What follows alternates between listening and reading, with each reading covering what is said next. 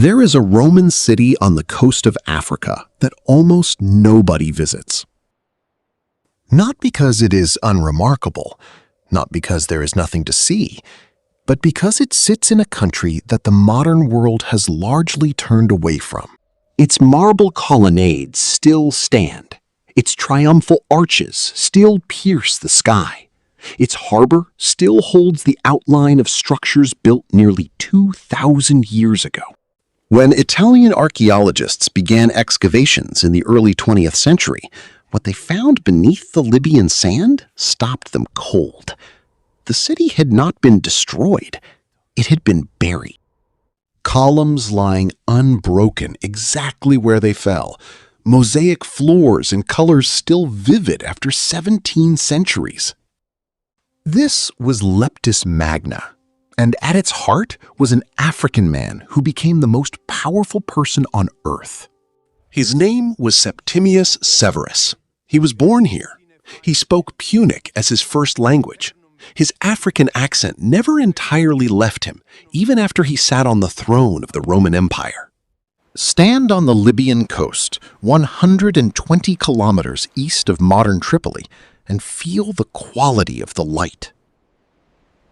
It is different here from the northern Mediterranean.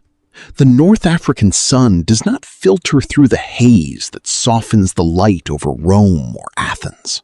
The air carries salt from the sea and fine desert dust from the Saharan winds that periodically sweep northward across the coastal plain.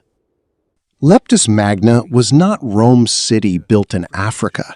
It was Africa's city built to exceed Rome.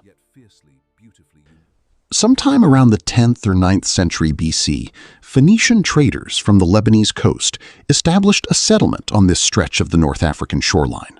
The natural harbor formed where a seasonal river, the Wadi Lebda, entered the sea, offered shelter for ships and fresh water for the crews that used it.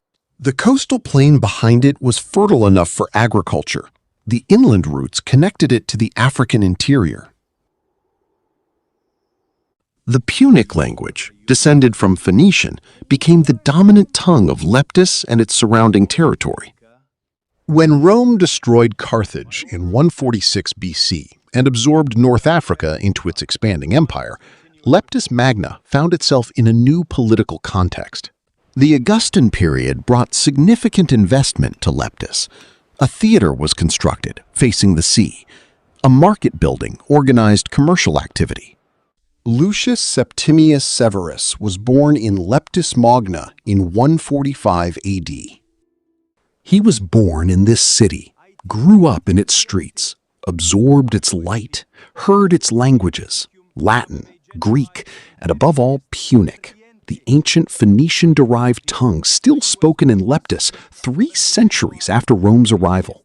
His family was of established Leptitanian status, a local family of Punic Berber ancestry that had acquired Roman citizenship while remaining rooted in its North African identity. Severus received the education of a Roman aristocrat, Latin rhetoric, Greek philosophy, the legal training needed for Roman public life. But he received it as someone for whom this education was an acquired language rather than a mother tongue. He rose through the standard career path of the Roman elite: military service, administrative posts, increasingly senior positions as his abilities accumulated. In 193 AD, the Roman political system collapsed into one of its periodic crises. The Emperor Commodus had been assassinated. Severus emerged from this chaos as the victor. His Danube legions declared him emperor, and he marched on Rome with a speed and decisiveness that overwhelmed his rivals. The man from Leptis Magna was Emperor of Rome.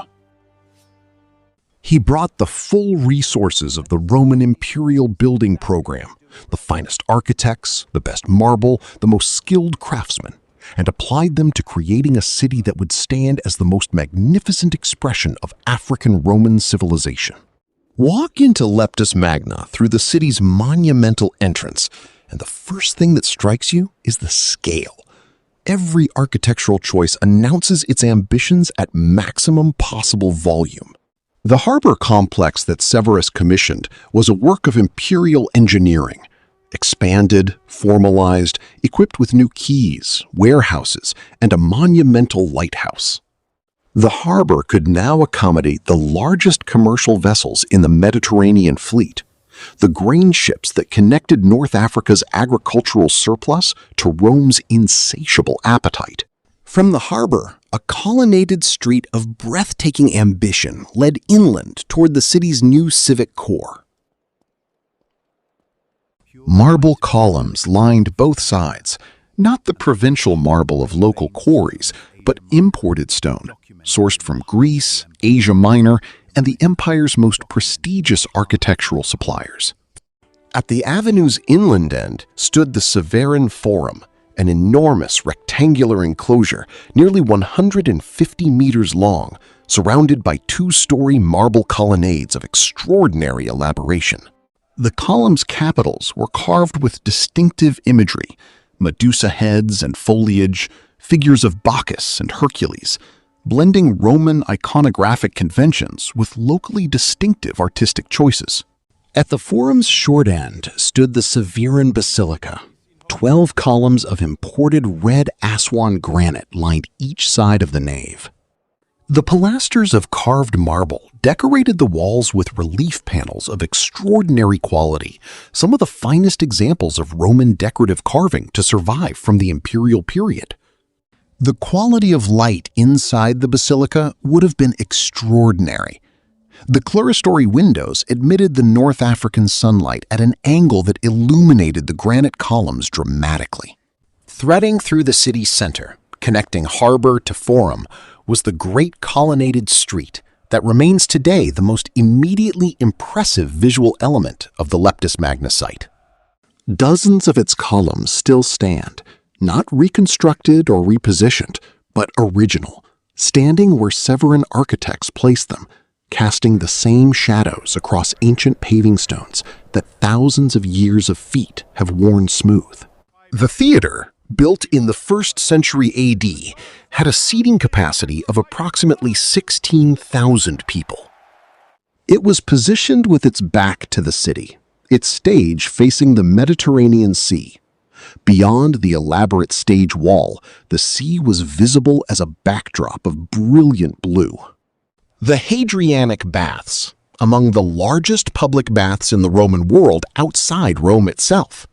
Their scale communicated the importance of the city that built them.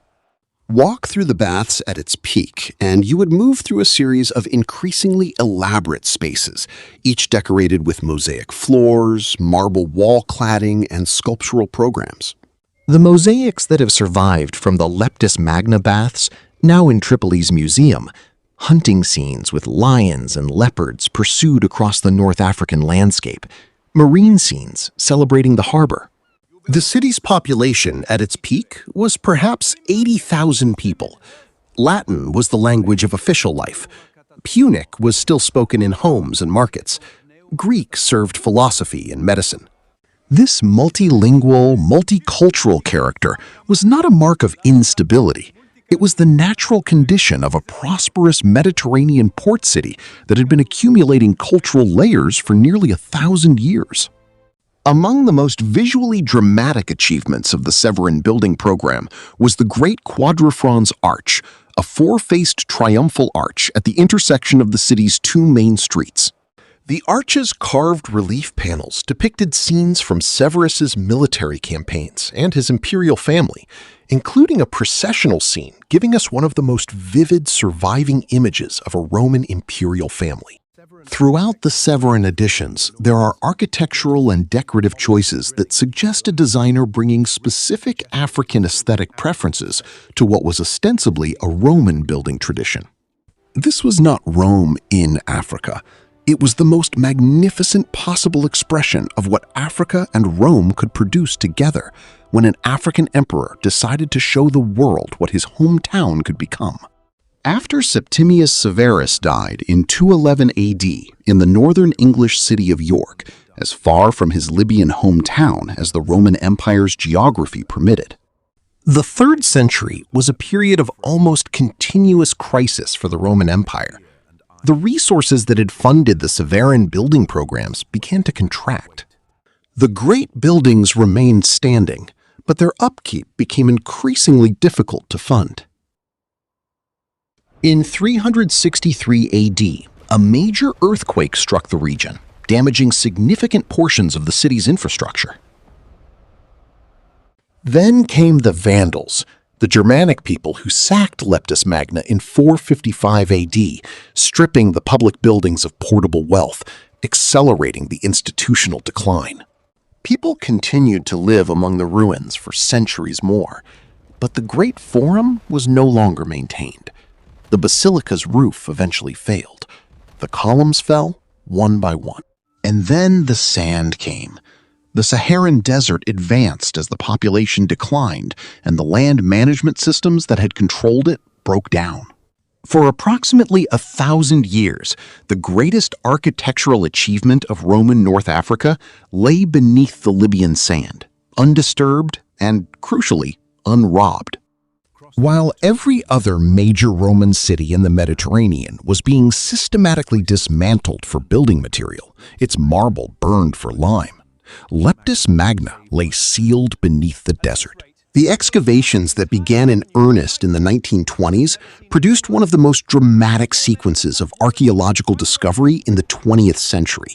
Stand at Leptis Magna today as the afternoon light begins to lower toward the horizon, and do what the city's builders intended. Look. Look at the colonnaded street, where dozens of original marble columns still stand in their original positions, casting shadows across ancient paving stones that thousands of years of feet have worn smooth. The quality of the light at this hour is what the architects designed for.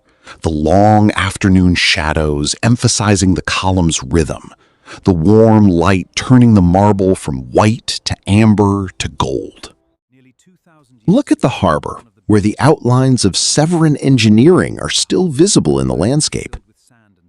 The Mediterranean beyond it is the same color it has always been, the deep, saturated, slightly improbable blue of the North African coast that is unlike the sea anywhere else. Look at the theater, where the seething tiers that emerged from their sand burial face the same sea that 16,000 spectators faced in the 2nd and 3rd centuries. Look at the Arch of Septimius Severus, still standing at the intersection of the colonnaded streets, its carved relief panels still readable after nearly 2,000 years. The face of the African emperor who built all of this still present in the stone, wearing the features that the ancient world recognized as both Roman and African simultaneously. Septimius Severus never stopped being African. He rose to the absolute summit of the Roman world, and he used that position to glorify the African city of his birth. The story this city tells is not a story about Rome building something in Africa. It is a story about Africa building something that exceeded Rome. Leptis Magna was never merely a Roman city. It was the most beautiful city in the Roman world, and it was African. Subscribe for more and journey through Africa's past